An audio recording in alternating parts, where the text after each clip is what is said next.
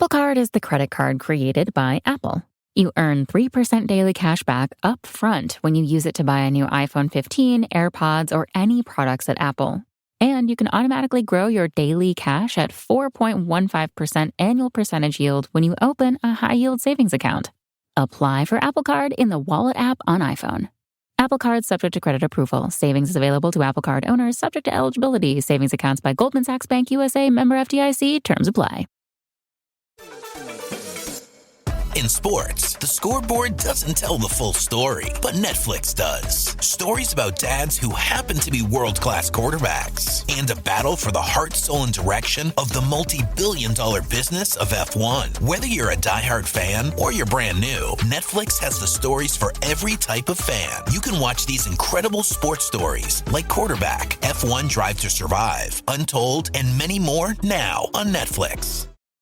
Need a holiday gift that will keep her sparkling all year long? Right now, Blue Nile, the original online jeweler, is offering 30% off select jewelry. With experts on hand 24/7 to provide guidance, you're sure to find the perfect piece. And now there's even more to love about shopping at BlueNile.com. For a limited time, get 36-month special financing on minimum purchases of $1,000. Restrictions apply. See BlueNile.com for details. That's BlueNile.com. Serie A Chronicles is a Media Chronicles production.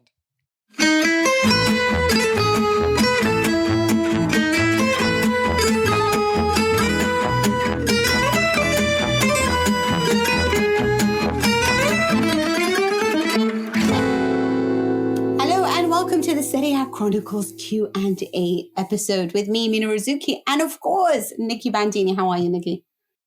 I'm doing good, Mina. I'm doing excellent. Oh, she's all raring to go. If you haven't yet listened to our main show from earlier in the week with former Manchester United goalkeeper Mark Bosnich, you know what to do. And that's download the episode. How can you come on here and listen to this without listening to the main show? I mean, honestly, you should be ashamed of yourself. Seriously, go back and download it. Download it. Stop what you're doing and go back and download it. Listen to her. Okay. We had quite a lot of... I feel like people are scared of us now. I don't know whether we could ever really come across as scary, Nikki. I think we're just, maybe I could, but I don't know. Just bossy. Just bossy. It's different than scary. Bossy. I can do bossy. Yeah. Well, it was Halloween not that long ago, so... Let's start off with some questions, some timely ones. And I think these were delivered to Nikki. But if you do want to send any questions, please follow us at Serie A Chron Pod on Twitter and deliver them there. So here's the first one from Manu in Ethiopia. I don't know if that's the right pronunciation. What do you think, Nikki? Manu? I was just wondering. I was thinking maybe that's Manuhe, but I don't know. Maybe Manuhe. Okay. Either way, thank you, Menuhe. He asked, Kessie and Bennacer had a really solid game versus Roma. Tonali stepped up this season big time. Krunnic also low-key dropping big performances here and there. Do Milan have the best midfield in Serie A, more than Lazio and Inter, who got this title for some time? Okay, so I guess what he's saying is for some time we've always thought of Lazio and Inter as having the best midfield, but is it really Milan? What do you think, Nikki? That's a really fascinating topic to me, actually. I don't know if I would have said for some time that Lazio and Inter had it, because I remember thinking certainly a year or so ago, I would probably have said around this point in the season, I might have been saying, Kessie and Bennacer is the number one midfield duo. If you just want a two rather than a three, I really like that two. I think I still really like that too, but now I don't even know if it's my favorite two at Milan, because I've enjoyed Sandro Tonali this season so much.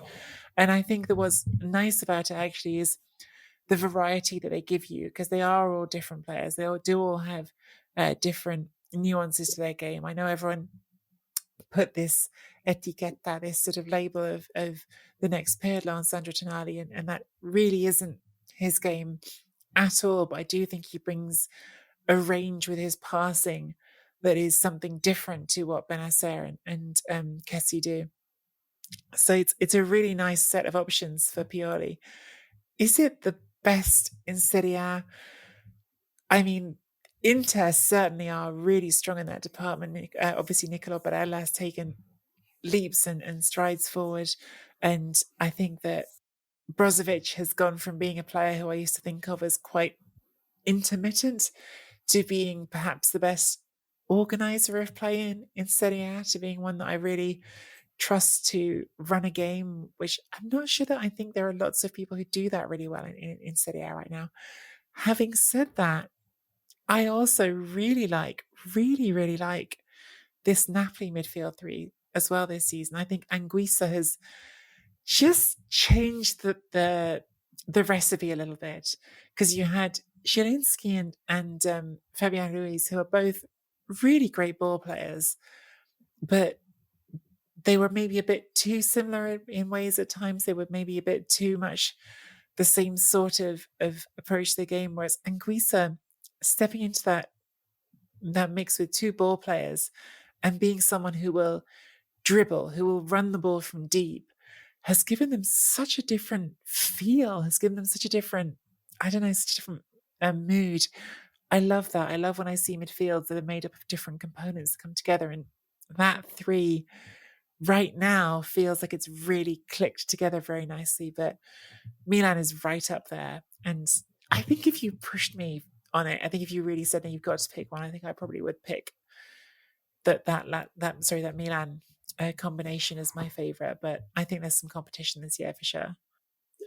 Firstly, I'm a little upset that you don't mention Weston McKennie, Rabiot, and Bentancur. That is the best midfield. Rabiot on the left wing. I mean, honestly, it's like the stuff of nightmares. Listen, I probably wouldn't have also picked Lazio, even though, Lucas Leiva, Milinkovic-Savic, Luis Alberto, it was very finely done, but it was all because it was in the context of Inzaghi's game plan, and it worked so well. I wouldn't necessarily pick them if I was building a team.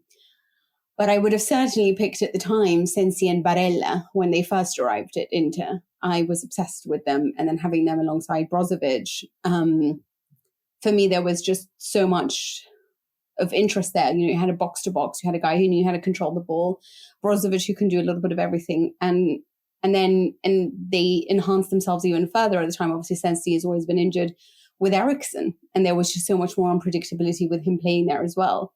So Inter, I think, are very stacked. But yeah, I do agree with Nikki. For me, it is the fact that it is Kessie and Bennacer and Tonali and Krunnic. And I would have to say Brahim Diaz, because for me, Brahim Diaz is that otherworldly player right now who has been, for me, an upgrade, frankly, on Çalhanoğlu. I think that he produces so much creativity and brings so much added value as an attacking midfielder. And of course, he does have a solid base in the sense that Tonali has been ridiculously good this season. Frank Kessie is always good. And I'm, I have a special place in my heart for Bennacer. I am interested to see, because they will lose Kessie and Bennacer, who Tonali will be played alongside, because they also have the opportunity to bring in Bakayoko, obviously. But I would say any team that has a strong midfield, and like you said, Napoli as well with Anguissa and Zielinski. And you know that Zielinski has another gear to get to, so you just wonder when he hits that gear how amazing they'll be in the middle, right? And I like Deme, I like Lobotka, I like all their alternatives, It's something that not many teams can say other than those three, frankly speaking, And that is why they are at the top of the table, and that is why they're the ones that are vying for the top position. So if you ever wondered to yourself, how do you build a winning team? You start in midfield. That's what Juventus did when they had Vidal and Pogba and Claudio Marchese and obviously Andrea Pirlo. And that is what now the great teams do, from Kroos and Modric to once upon a time Khedira and Pjanic. And so it goes. The midfield is the brain. And for me, maybe Milan might be winning it. Yeah, I think it says everything about Milan that we can have that conversation, and it's like, oh yeah, and Bakayoko. Yeah. There's another player as well he can throw in that mix who's useful. Got another question here from JTE. That's how they've given us their name, JTE. There seems to be a pattern following Mourinho. His teams make questionable defending decisions. Does he get backed from new centre-backs in January, or does he need to take a look at his coaching staff? Mina, what do you think? Yeah, I think it's a difficult one because I think that the problem is that interestingly, it was in this match against Milan that Fonseca had changed the position of Ibanez and Mancini to try to stop Ibra. And these little nuances I thought worked so well. And because I thought that at the time Fonseca also did such a marvelous job with Smalling, it's just about understanding who's going to take charge of who. But here's the thing. I'm not somebody who believes in buying the right centre-backs and all of a sudden I'm going to have 15 clean sheets. I don't believe in that. I believe your tactics determine how good you are defensively. So, and if anyone has proved that, it should be Pep Guardiola, who has spent a lot of money on his centre-backs. But it's not until he simplified the game at the back and included more cover in midfield that they started to actually do better defensively. So it's not whether or not you have Laporte or Stones or the thousands of different players that they had from Otamendi, obviously, and company before that. Of course, obviously having Bonucci and Chiellini, but they are struggling in defense because the midfield's not working. So your whole team needs to work perfectly, which is again why I ask, and that can include your forward. Shmurodov was supposed to be a guy that knows how to press from the beginning, from the top, who knows how to defend from the top. And I thought he was going to be the ideal Mourinho striker because he would sort of set the tone and set the pace a little bit like Lukaku tried to. Obviously, he's not a huge name or anything like that, but that's why Mourinho really wanted him at the time and really liked him when he arrived. So I'm a little bit unsure about that. And in midfield, there has to be the right tactics, which is sometimes, lowering certain players or making it a compact unit, just doing the fundamentals. And I don't know, it's like, yes, you can trust him and buy other centre-backs, but I like Ibanez, I like Mancini, I like their defenders. I don't think they're bad. I just think they need to have a better balance because like you saw, De Vrij at the start of the season under Conte was hideous last season. At the start of the season under Inzaghi, he was hideous. They figure it out defensively on a tactical level. And look, he's superhero again. And so is Krunnic. It's about tactics. I don't necessarily want to ever really blame defenders because a lot of the greatest defenses are midfielders knowing how to position themselves so they're not covering ground and they're closing passing lanes. Can you say that about Roma's midfield? This question just immediately put me in mind of the cattiest reply I got on Twitter. Oh no! In a funny way, not Catty directed at me. Catty directed at Mourinho after after Zlatan Ibrahimovic scored his free kick against Roma. And I tweeted about how Ibrahimovic had scored underneath the wall, even though there was a player lying behind the wall. And the reply came back very quickly saying, counting down to Mourinho complaining that he didn't have the right defenders to build his wall with and needs some new ones in January. And I snorted, I laughed, I might have chortled a little bit, which I'm sure, I feel like I'm just not even meaning to, but I feel like I'm making myself Mourinho supporters enemy number one, which I don't really mean to do, but I thought that was funny. Okay, I thought it was funny. And look, to be sort of analytical about it, there are some things that you can say. Replacing Fonseca with Mourinho was not necessarily an easy transition in terms of your defenders, because Fonseca was very specifically someone who was able to get the most out of, for instance, Chris Smalling, because he wanted to play a high defensive line and say, yes, we're going to use your pace, we're going to not let you get in behind, and we're going to take advantage of that. Mourinho doesn't play the same tactics, and in fact fell out with Smalling at United and has this problematic relationship with him now. In fact, Smalling is not the best example because he's not been there, he's been injured, but I just think that stylistically that line that's been walked going from Fonseca to Mourinho is not an obvious one, and I think that maybe there would be a better set of centre-backs that would fit him more specifically. But also the club spent so much money in the summer window, and this is not an ownership that wants to spend money for the sake of spending money. It's an ownership that is trying to get return on investment. And yeah, I don't think he's going to get everything he asks for, and I think it's a very Mourinho narrative that no matter what he gets, he always wants a little bit more. Yeah, absolutely. Great pod. So Anders Christensen We like this person already. Yes. This person's off to a good start. Hello. Thank you. We're drawing your hearts. This is how you get your question answered on the show. Flattery gets you everywhere.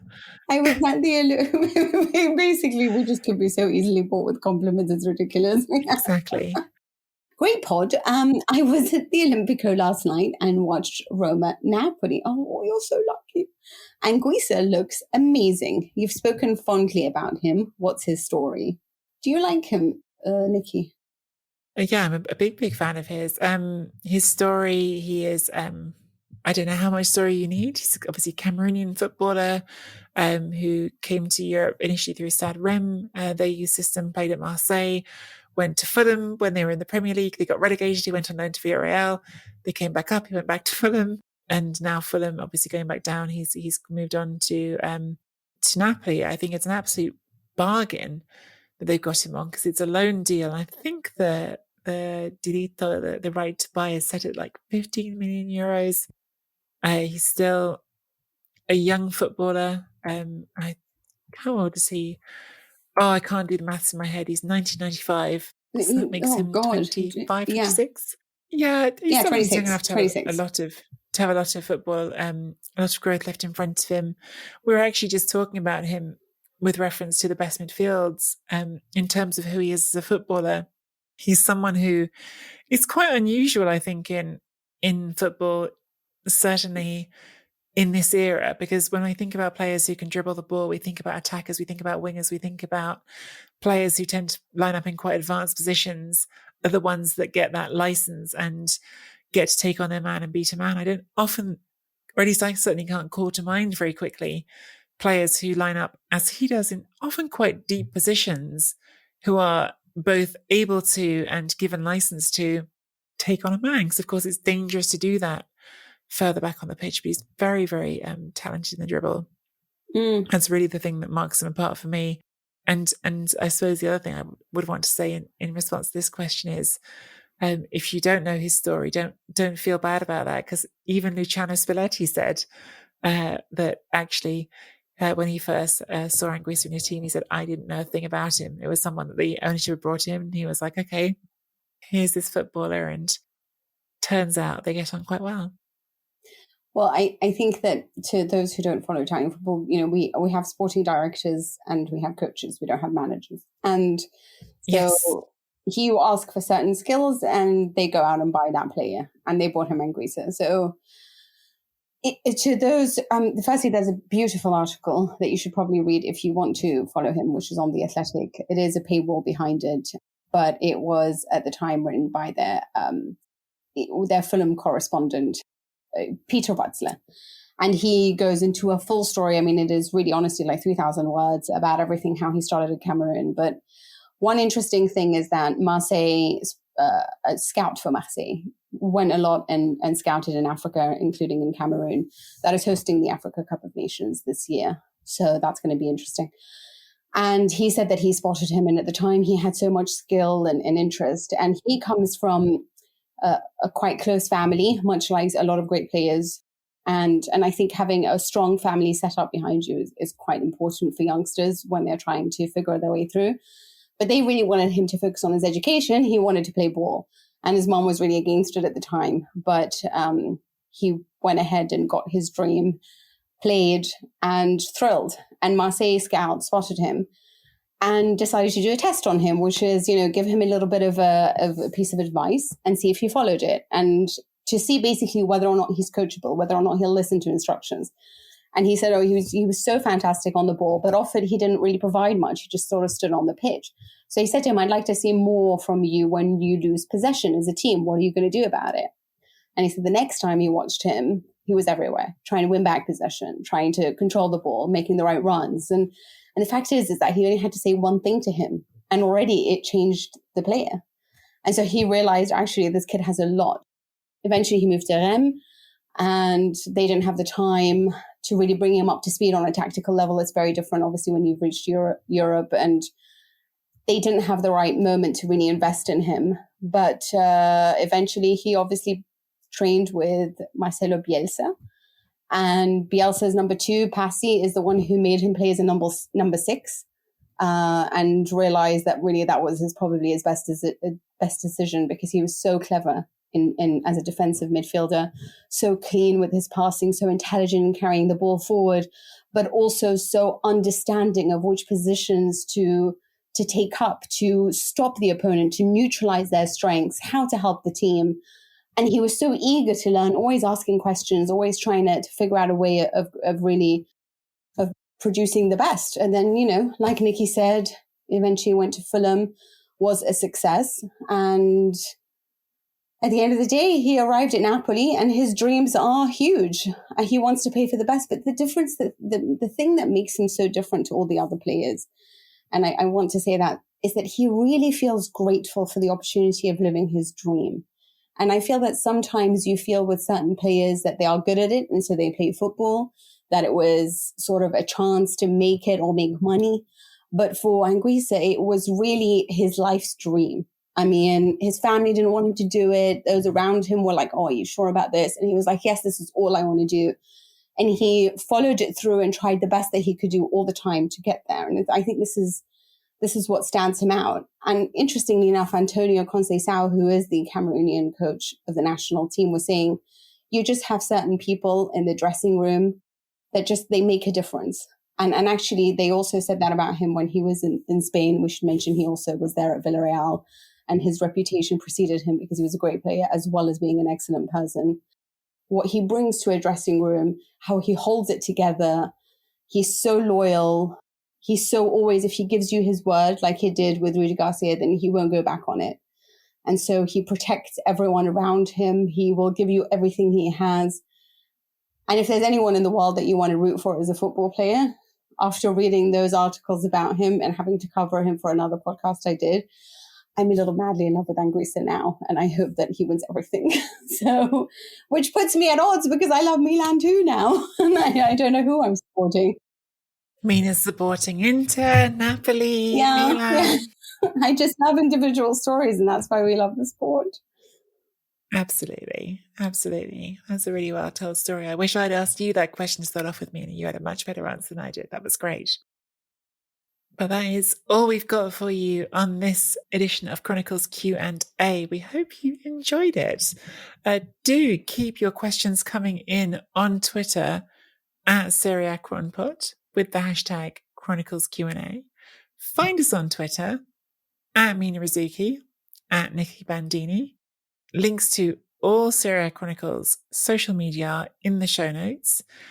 Leave us a rating and review on Apple Podcasts or wherever you get your podcasts. And as always, we specify good reviews. That's what we're looking for. You won't leave a bad review. There's loads of places you can leave a bad review. You could write it on the wall of your local public bathroom. Don't do that either. That's vandalism. I'm just saying you don't need to. You don't need to ruin our ratings. In fact, you know what? Write your positive review there as well as writing it on Apple Podcasts, because then someone else will find out about us.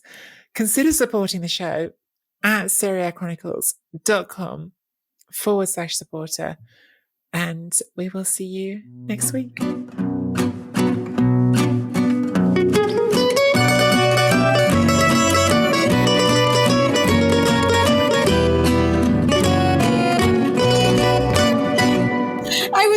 It's a shame we didn't even get to Teams like Torino, and then you both of you started chatting, and I'm like, what's happening? I'm sorry, that was the actual outro. I'm so sorry. I was like, never mind, I'm just going to go with it. Sorry. Sports Social Podcast Network. Judy was boring. Hello. Then Judy discovered ChumbaCasino.com. It's my little escape. Now Judy's the life of the party. Oh, baby, mama's bringing home the bacon. Whoa, take it easy, Judy. The Chumba life is for everybody. So go to ChumbaCasino.com and play over 100 casino-style games. Join today and play for free for your chance to redeem some serious prizes. ChumbaCasino.com. No purchase necessary. Void where prohibited by law. 18+ terms and conditions apply. See website for details.